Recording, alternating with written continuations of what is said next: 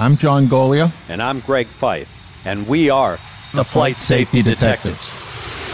We're just two guys who have spent most of their career with the National Transportation Safety Board investigating aircraft disasters and aviation safety issues all over the world. Yep, and this podcast is where we talk about everything from accidents, airplane technology, to the big business of aviation. We live and breathe aviation. My co-host John has been in the aviation business for more than 60 years. He was the first and only airframe and power plant mechanic to get a presidential appointment to the National Transportation Safety Board. And Greg is a former air safety investigator and GO team captain for the NTSB. He's investigated everything that flies worldwide since he started his career 40 years ago. And on top of that, he is a living Legends of Aviation inductee. So between John and myself, we have over 100 years of aviation safety experience. It's time to buckle up because it's going to be wheels up. Let's get this show in the air.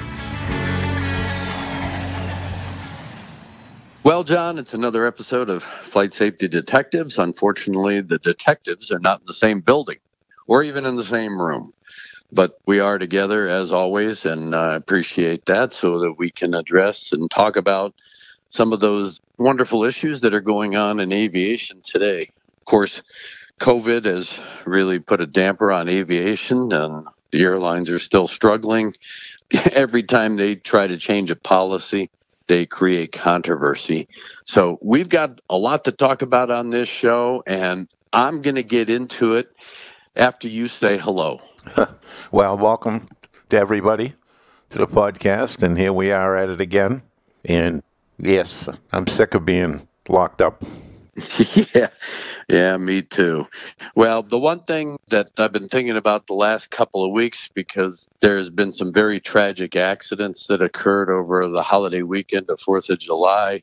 There was some disturbing news coming out of Pakistan with regard to pilots, and I ended up becoming Torqued.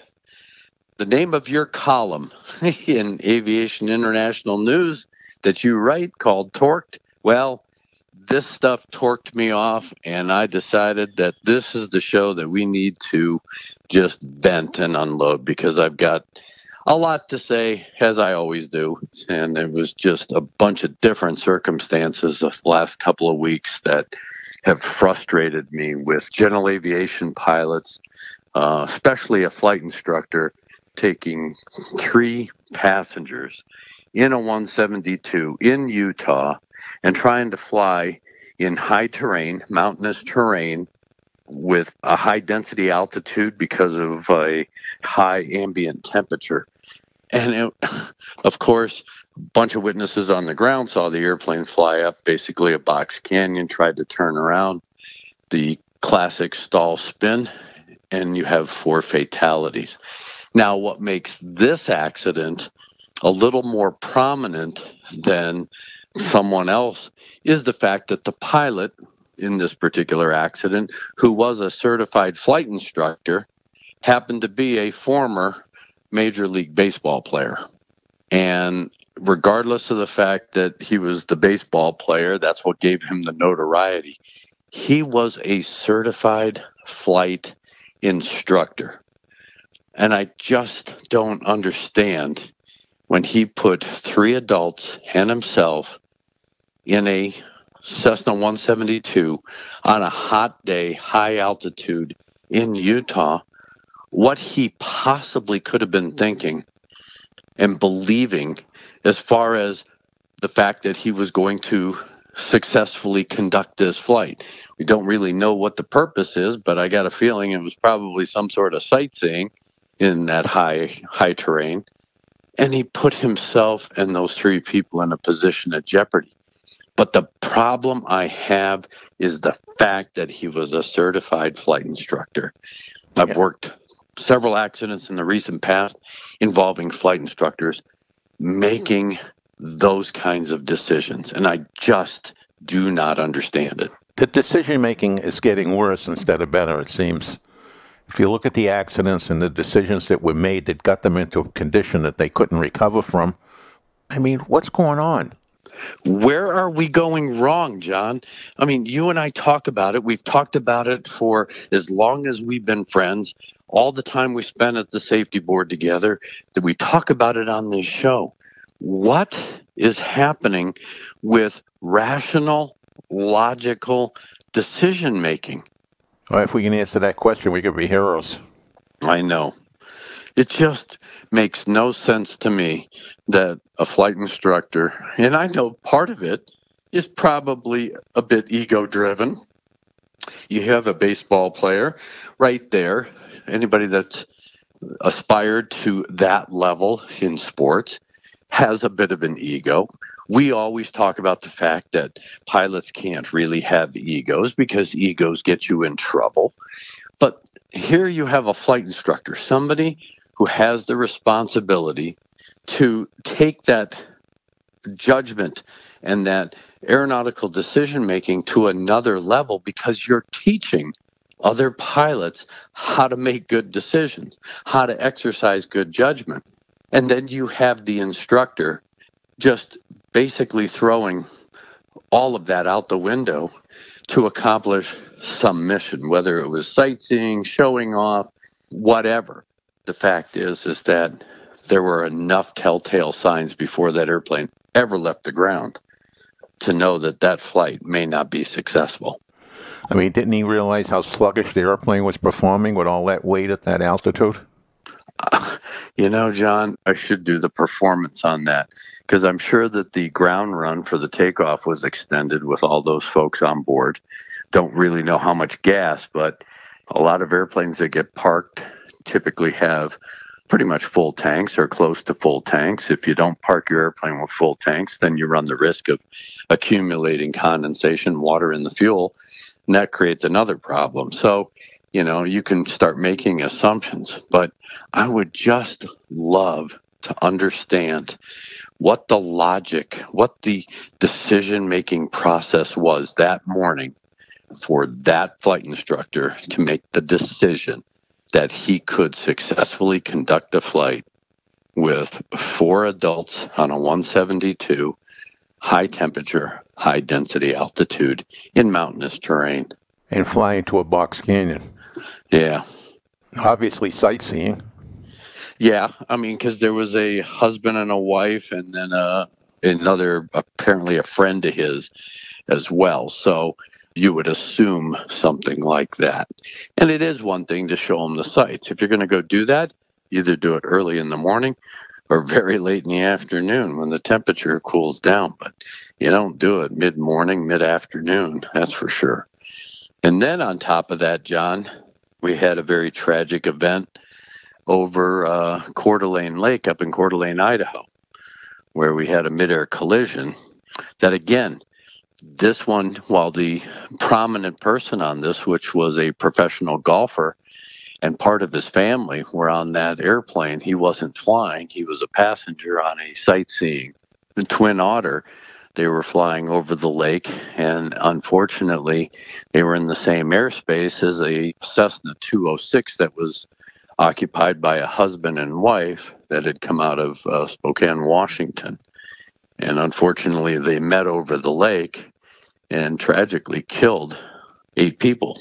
And again, in this day and age of ADS-B and all the rules of the road, and you're going over a prominent landmark on a holiday weekend while the sightseeing is there, why isn't anybody talking? Why isn't anybody making calls in the blind on a frequency? Why isn't anybody monitoring? Why isn't your head on a swivel? Why aren't you clearing the area, doing a high recon and then a low recon over the area just to make sure that you know who and what is in the area? These things are just frustrating because we talk about it. All of our other friends and colleagues who do shows and write articles, we're constantly talking and writing about it. But the message doesn't seem to sink in. And it's just very, very frustrating when we have a tragic loss of life like that. The safety board's going to go out there. They're going to recover the wreckage. They're going to tell us what the impact attitudes and angles were. Great, that's fact. Okay, whoopee. I mean, you basically don't need to leave the office to figure out the fact that they came together. And yeah, they didn't see each other. That too is a fact because they didn't take evasive action to avoid the accident. But the question is, what set that accident up? What did the pilots do and not do to take those kinds of precautions? I'm sure there's a lot of people would say that just because of the virus and people haven't been flying, but these problems existed long before this point in time. We've seen these same kind of accidents over and over again. I mean, it's not unusual to see a 172 accident. It seems like that's probably the airplane that crashes the most, and that's because it's a training airplane. There's a lot of reasons. And, it's not the most powerful airplane in the world, and it's certified for 4 people, but really under very limited conditions can you successfully fly all the things that you can do in a 172 when you're a single pilot with 4 people on board. So we can expect to see 172 accidents, but what we're seeing today just leaves you shaking your head. It does. And one of these airplanes was a commercial operator. They were a tour operator. So what are the policies, the procedures, the protocols for operating in that area, given the fact that it is a popular sightseeing site?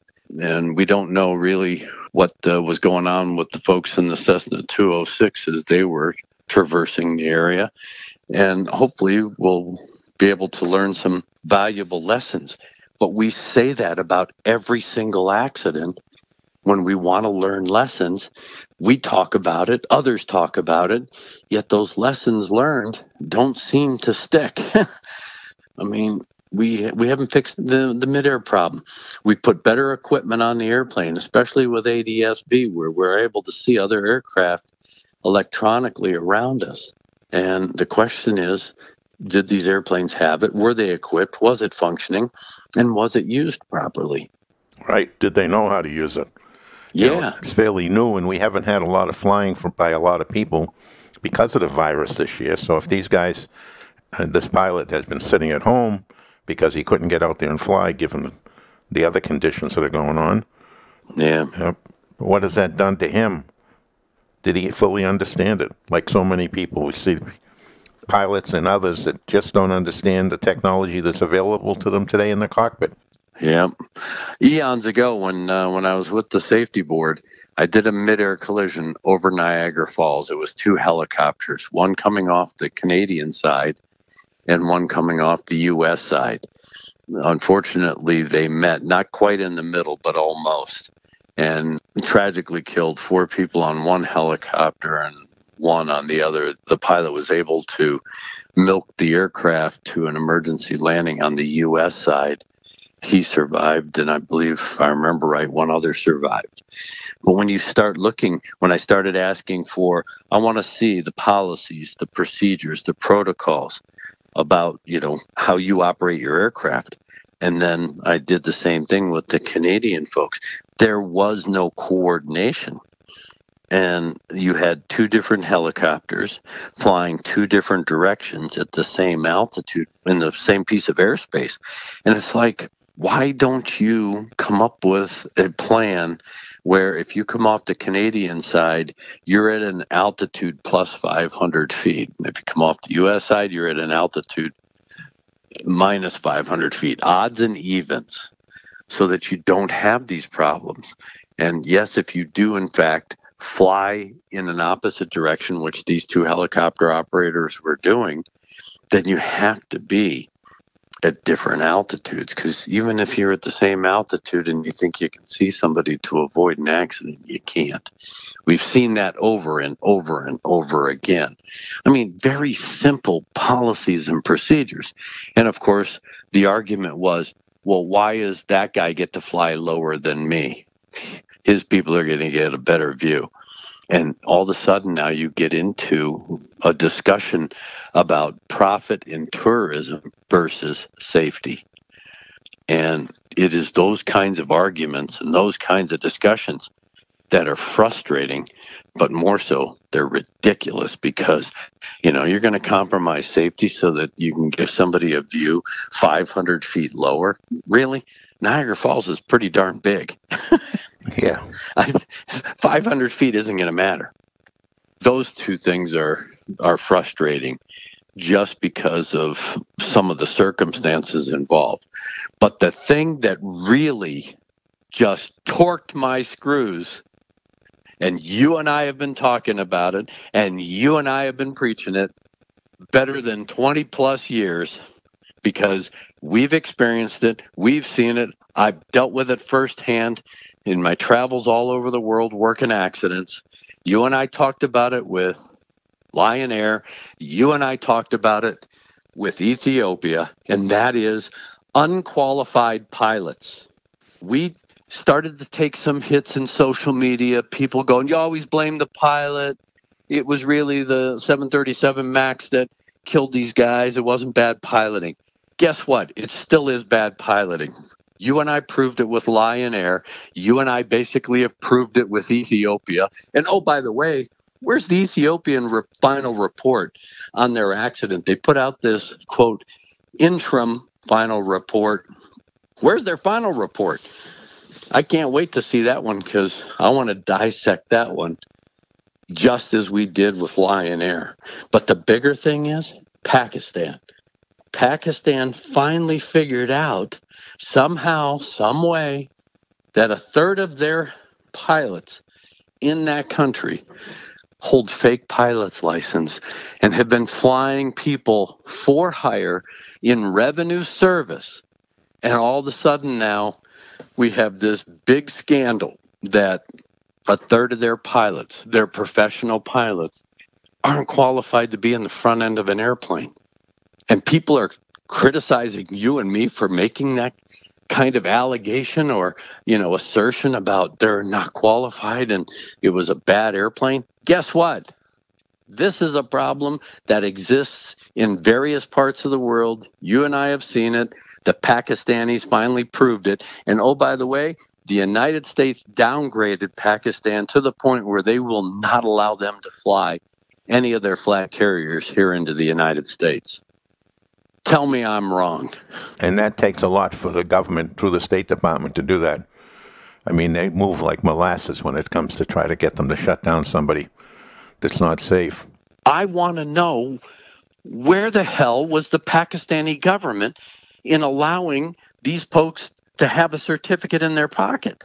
Well, you and I both know that supplement their income, government officials over in certain parts of the world supplement their income by giving approvals to things that they shouldn't be given approvals to. So maybe that's the case here. We've seen it in India. Not too many years ago, we saw in India with a lot of people in getting into the cockpit with licenses that were somehow fabricated. And we've seen that, a lot of those Indian and other country pilots are exported around the whole Near and Far East to fly airplanes for other countries and other operators, because there's a shortage of pilots in that area. There was a shortage of pilots everywhere. So they were able to slide in through the cracks and take these positions and learn on the go. In fact, one of those guys, or more than one, were captains. Yes.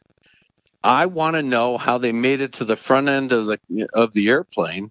Okay, yeah, they were able to, quote, demonstrate some level of knowledge and skill and ability and capability to pass some sort of check ride at Pakistan International Airlines. But who the hell is checking? And oh, by the way, you have two guys in an airplane that forget to put the landing gear down. What were they doing? Why did they forget to put the landing gear down in a very automated airplane that will tell you, hey, dummy, put the landing gear down? We've had accidents here in the States and around the world where guys have forgotten to put the landing gear down. I remember one way back when, Texas International, when they were flying DC-9s, crew had come off, the captain and the first officer both had been on vacation, came back. They're flying together. They're going into an airport in Texas. And the captain was talking about the sites on final approach. Oh, yeah, there's a good sandwich shop. There's a good tennis court down there. I play tennis all the time. Meanwhile, they come blasting down final approach with the gear still in the wells. You got the gear warning horn just blaring in the background. All it did was make them talk louder until they touched down with no landing gear.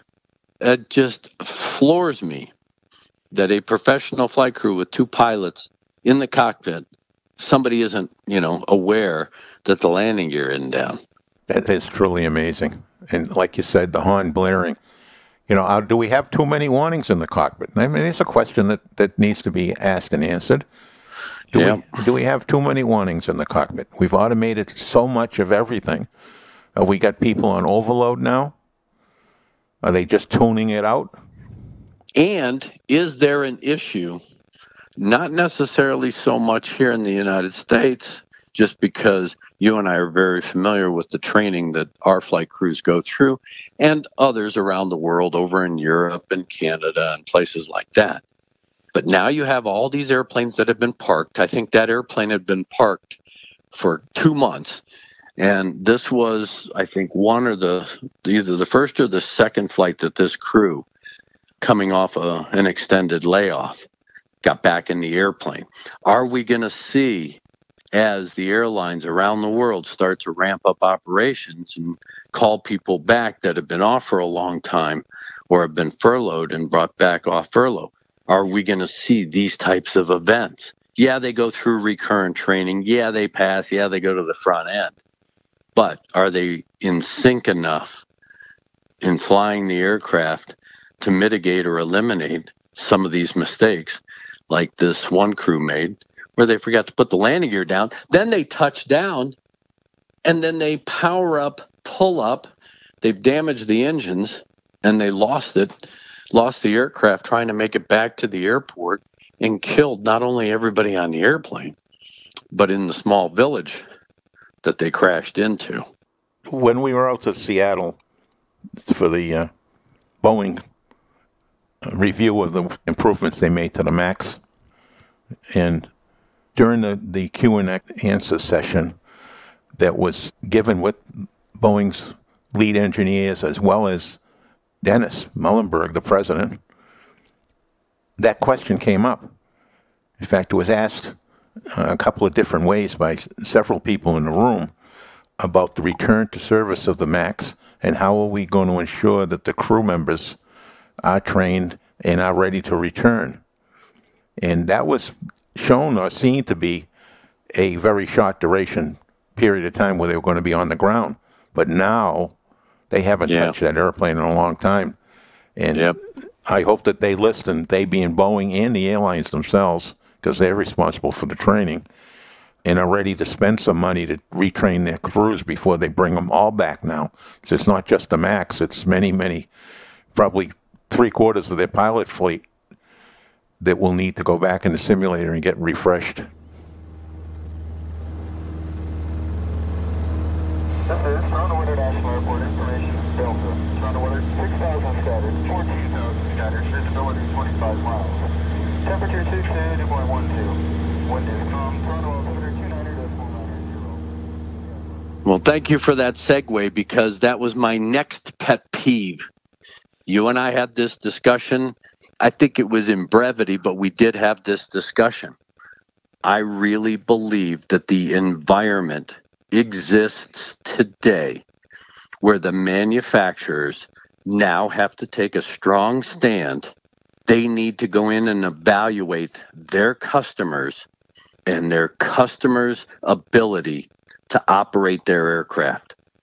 I just think that it is ridiculous that you have manufacturers, whether it's Boeing, Airbus, or anybody else, Embraer, Bombardier, whoever, that the manufacturers have got to get together. They have got to create a standard, and they have got to go in and vet the airline. There's airlines popping up all over the world because some rich guy has money and wants to have an airline.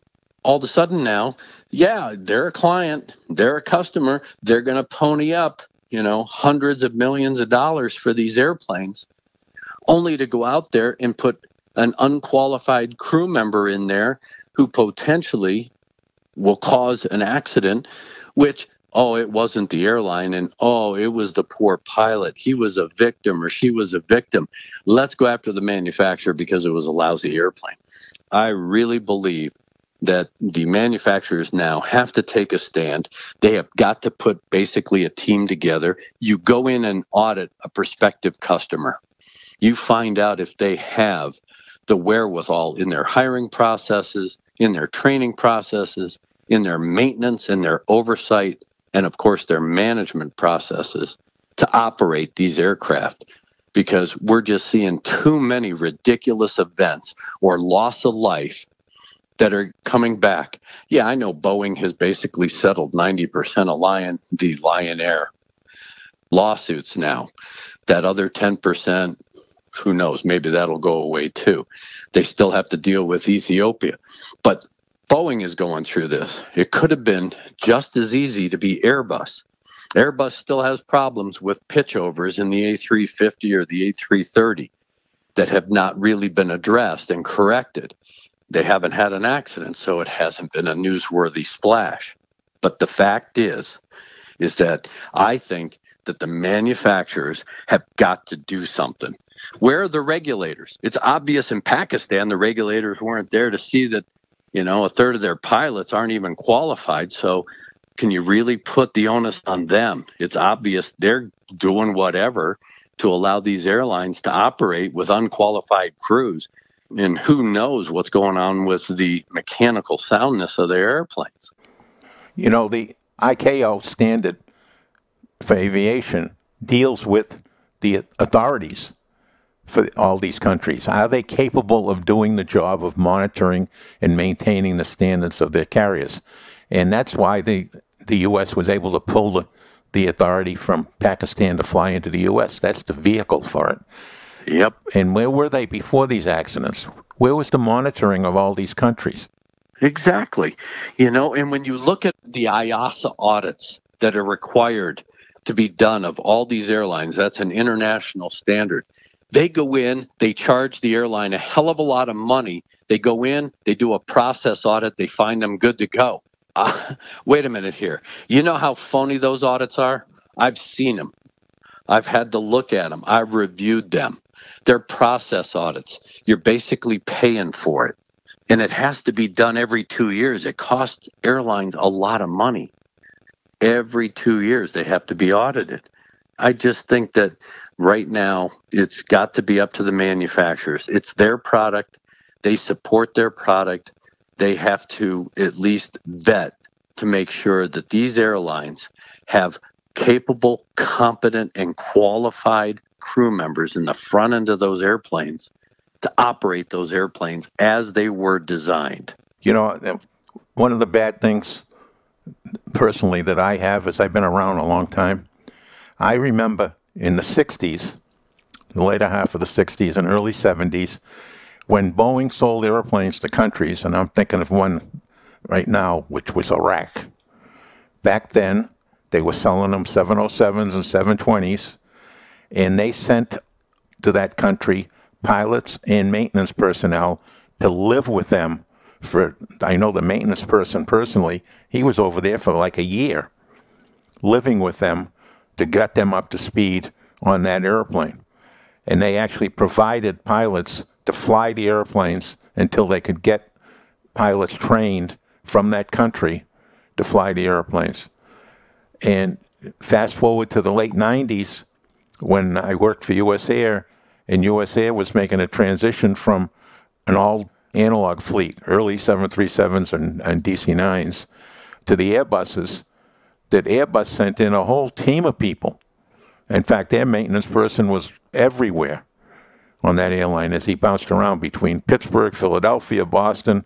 He was everywhere making sure that the maintenance people knew how to service the airplane. And we were not talking about green mechanics. We're talking about mechanics that have been in this business for a long time.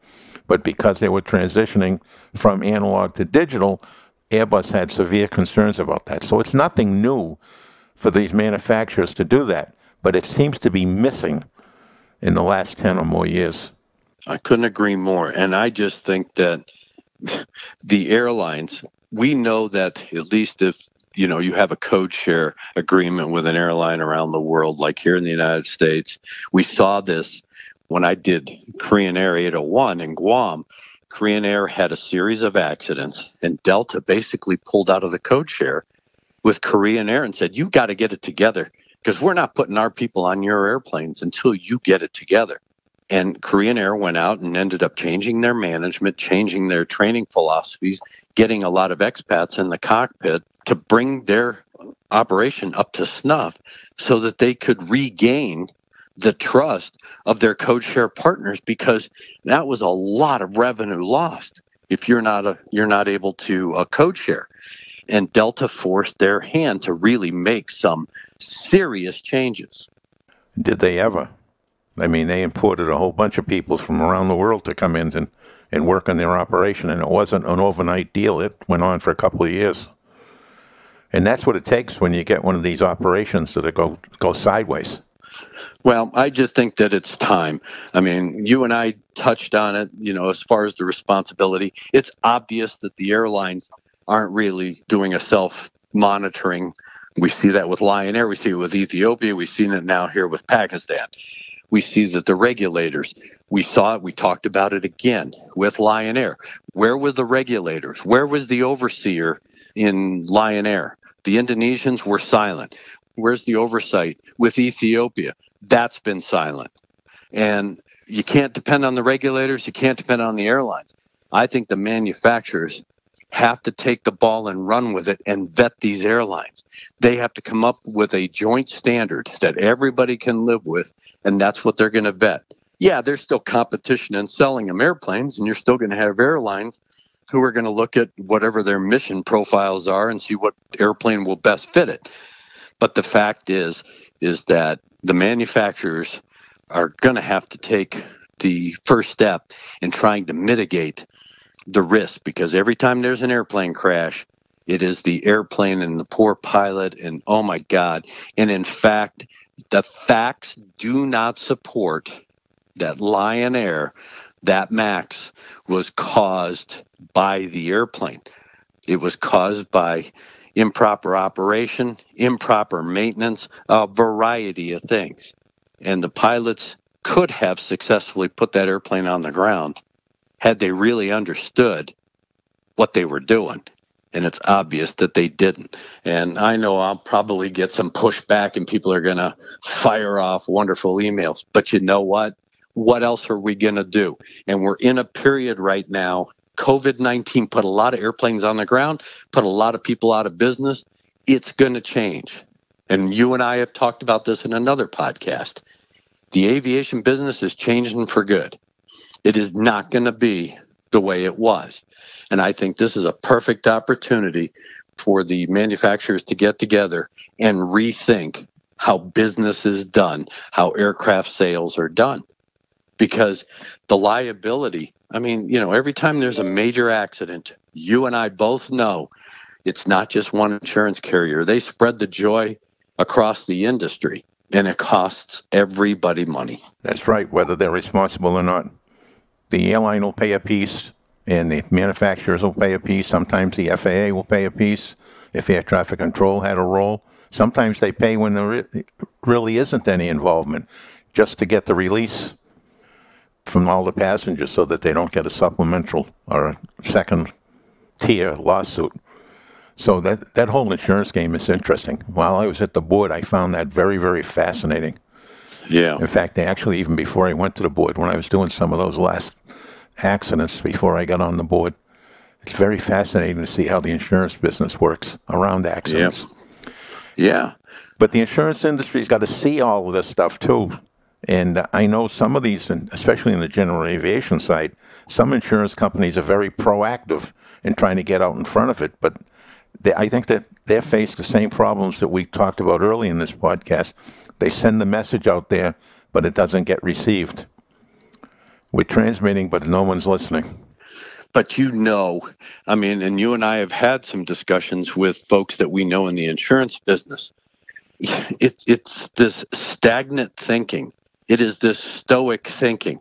What's in it for me?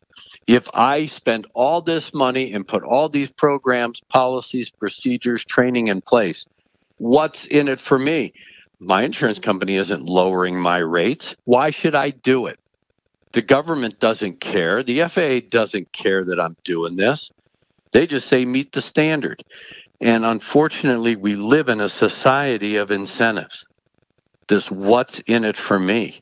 And I think that we really have to take a deep dive and look at if the insurance companies go in and they do a vetting, they do the audits, they do basically a health check of these carriers, or they do a health check of flight schools, or they do a health check of individuals like me who owns an airplane.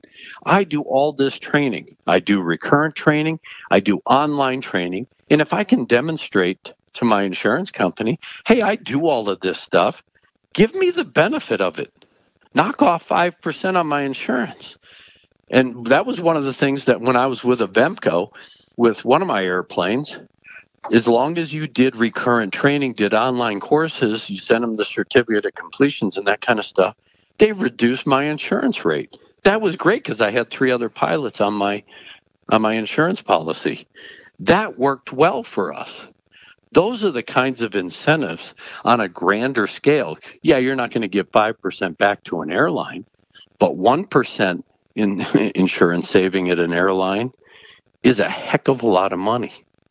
And I think that the industry really has to start looking at how we can incentivize progress and encourage and empower these folks, because everybody talks a good story. You and I have a job that shows that, yeah, they talk the talk, but they sure as hell didn't walk the walk. Boy, that's true. That's true. So where do we go from here? I mean, we've had, when you look at all these programs that were put in place, pushed because of the FAA and pushed because of other groups, you know, the helicopter's the first one that comes to mind. All these tour operators with all the crashes that they're involved with. And we've had safety program after safety program after safety program in place for helicopters. We put them in place, things go well for a while, and then we're back up again. I mean, what's the dynamic that leads to that? And I don't think we've had people looking at it. We focus on human factors because we have so many pilots and mechanics that are making bad decisions. But we're not getting to it for some reason. We're not reaching into it. I think that the insurance companies really control what's going on with these carriers, with these individuals.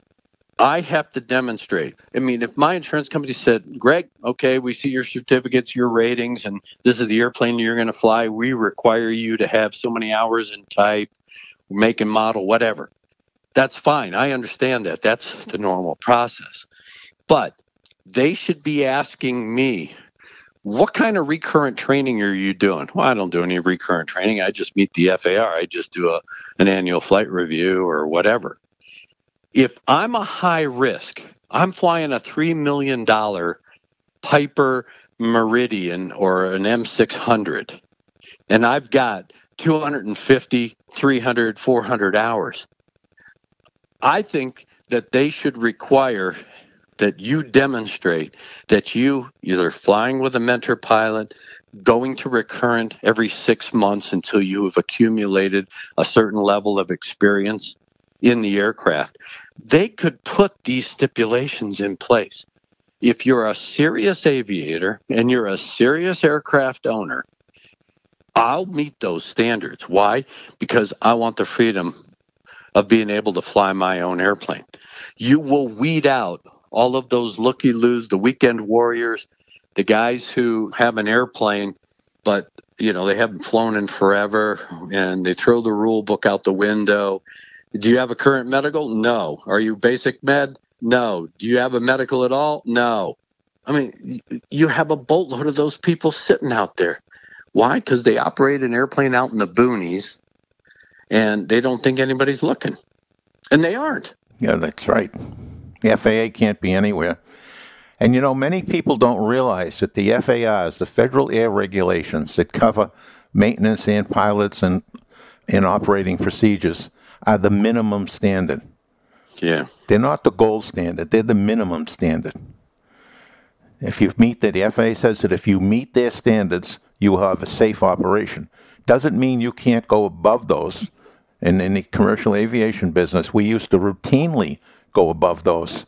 But slowly over time, as money became more and more squeezed after the CAB went away, that was Civil Aeronautics Board, which used to control all the airlines. After they went away and we had deregulation, money became tighter and tighter and tighter, and many of those processes that we used in the 60s and 70s slowly deteriorated down to much closer to the FAA minimum standards. And there's a consequence for that. There's a price to pay. Well, I think the aviation insurance industry needs to get together collectively. I think the manufacturers need to get together collectively. Not only the airframers, but engine manufacturers, because they all have this liability issue, and come up with some standards and come up with some incentives to encourage these people. Hell, I got a puppy.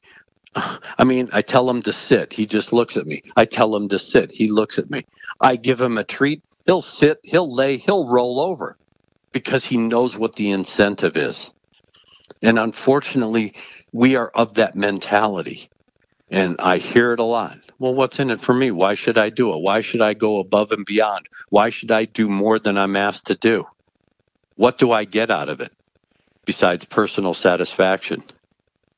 And I just think that because of that mentality and that attitude, okay, yeah, we're going to have to cater to it.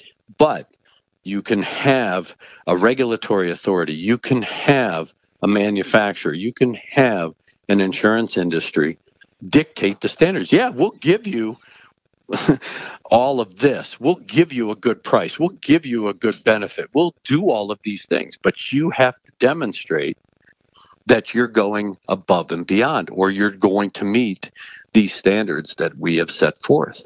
I think it's time, because you and I and the industry have seen all these major airline accidents. We know what it's costing.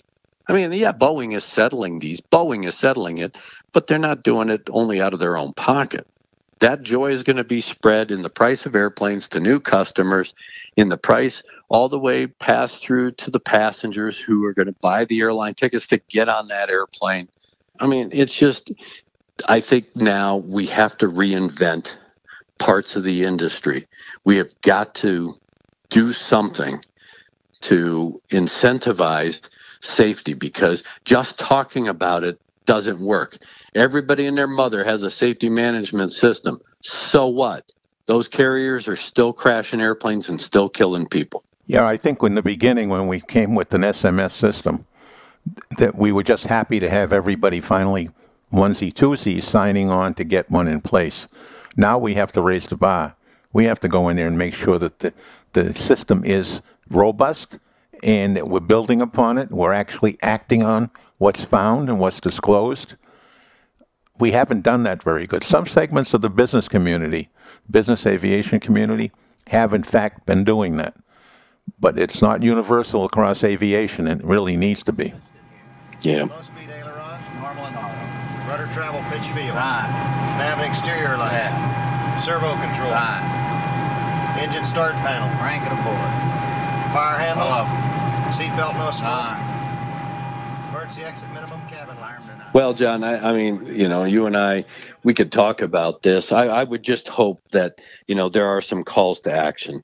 The manufacturers, I really think, need to take control of who they sell their airplanes to, so that you can get off of that old argument that unfortunately really reared its ugly head during the Boeing 737 MAX discussions with Muhlenberg and Boeing. And the fact is, people were saying you're putting profits over safety. That's why they ignored the MCAS. They didn't really vet it. It shouldn't have been on the airplane, blah, blah, blah. The fact is that they need to now demonstrate that it really is safety over profits.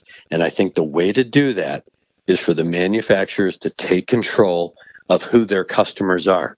They're going to buy airplanes. That's a given. If they want to fly and they want to move people, they're going to buy airplanes. The question is, are their crews, are their maintenance folks, is their management structure robust enough, sound enough to be operating that piece of equipment? And I think this is an opportunity. And I think the insurance industry also has an opportunity to weigh in on not only the commercial airliners, but in general aviation as well, because we've got to get control of this. We're still losing too many airplanes for the same old reasons. Yeah, and it seems today we're losing airplanes full of people. I can remember years ago, 20 years, 30 years ago, we lose a lot of airplanes, but they were single pilot usually. Or it seemed to be a lot more single pilots than we have today. Today they seem to be airplanes full of people, 4 or 6 passengers, sometimes more with a bunch of kids in there. That's right. They're high tech. They're larger aircraft. You have folks that don't have a lot of, quote, flight time experience, but they have all the whiz-bang stuff. And what they lack in skills, abilities, knowledge, they transfer that lack of skill, ability, and knowledge into the airplane because the airplane can do so much more than them. They have an autopilot. They have weather. They have terrain. And as long as you can follow the magenta line and program the GPS and then execute the approach, you're good to go. And oh, by the way, now we have airplanes with auto land. The M600 has the Halo system. It's an auto land system. So now, not only did we put a parachute on general aviation airplanes so that when pilots got themselves into trouble or trouble found them, they had a bailout. They pulled the chute. Well, we see that that works occasionally, doesn't work all the time. Pilots don't pull the trigger all the time. So now we're putting a system in that's auto land. So now a pilot's going to make a decision. They're going to put themselves in a position of jeopardy, especially when it comes to weather or flying in a place or in an environmental condition they shouldn't have ventured off into because they really didn't have the requisite skills. But they got this backup. They figure if they push the little button, the emergency land button, that if they screw something up and they really get behind the power curve, the airplane will take control and fix the problem. And all I see is problems going forward. Getting worse. We've talked about depending upon the automation too much for a long time. A really long time. When are we going to deal with it? Yep. Well, I know that hopefully we get somebody thinking about this. I hope that the folks that are listening to our podcast, especially this one, you and I rant and rave to each other, but I really hope that now the industry steps back, takes a look. I think this is a good time to reinvent a variety of different aspects of aviation. We've got to do it. We cannot keep going down the same old path, talking our way through it because the talk isn't working. But I can't wait to get back in the studio with you so I can rant and rave in person with you so that we can jump around and point fingers at each other and do all the other things that we used to do. I know that once we get our YouTube channel really cranking, people are going to want to see that interaction. I know I would want to see our interaction because it's quite entertaining most of the time. Yeah, people don't realize what goes on behind the scenes sometimes. But we do have some interesting discussions, some of which get cut out of this one during editing. Yeah, absolutely. We have a professional editor, a company that is in business to do editing, and they clean up some of our language and some of the glitches that we have in here, and sometimes we misspeak and we want to re-record it. So we do take lots of effort, and that means money, into making sure that we're accurate as we can be with what we say and not offend anybody except with facts. Yeah. And we've seen the response from a fair number of people in the recent month who have sent us emails at our email address of flightsafetydetectives@gmail.com, giving us feedback on the shows, what they like, what they don't like. And, you and I, we sit here and we talk about these subjects and we're very passionate and we bring perspectives. And, some people say, well, but what about this and what about that? And we appreciate that because, we try to factor in as many different perspectives as we can. But then we try to drive back to the facts that, hey, this is what the facts say. That's an emotional response or that's an emotional decision or whatever. but the facts say this. And that's what we always try to do, is we try to address where people are coming from, but we use the facts to address it, because the facts will speak the truth. And what you and I really think about certain subjects, may not be the appropriate response. But when you and I talk facts and we interpret those facts, that's what speaks volumes. Don't take my word for it. Let the facts speak for themselves. And here they are. You and I are just presenting the facts. But we appreciate the feedback that we get from all of our listeners. I've read some of the recent emails, and we've had some great comments from people. I'm glad that they're really plugged in and paying attention. Yes, and we have a number of ideas for shows that have come from the emails that we get. In fact, we're due to do another episode just answering some of the questions that have come up on those emails, because the list is getting long again. Yep, and people like hearing us talk about the backstories on some of the major investigations that we've done. You get to see the front side. If you watch TV, you see the spokesperson for the board or the investigator or whatever. If you read, the magazine articles where they try to dissect the report, again, you only see certain aspects of it. Even if you were to read the NTSB report, you only get to see the front side of the investigation. You see what the facts were that were developed. You see the interpretation of those facts and a determination of probable cause.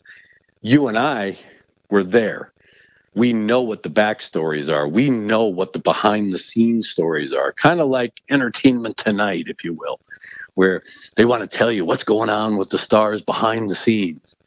Well, those are interesting stories, because a lot of the exercises, a lot of the decisions, a lot of the things that we've all been involved with were necessary to come to a positive conclusion or resolution or accomplish tasks to get the investigative process completed. Well, that's a story for another podcast.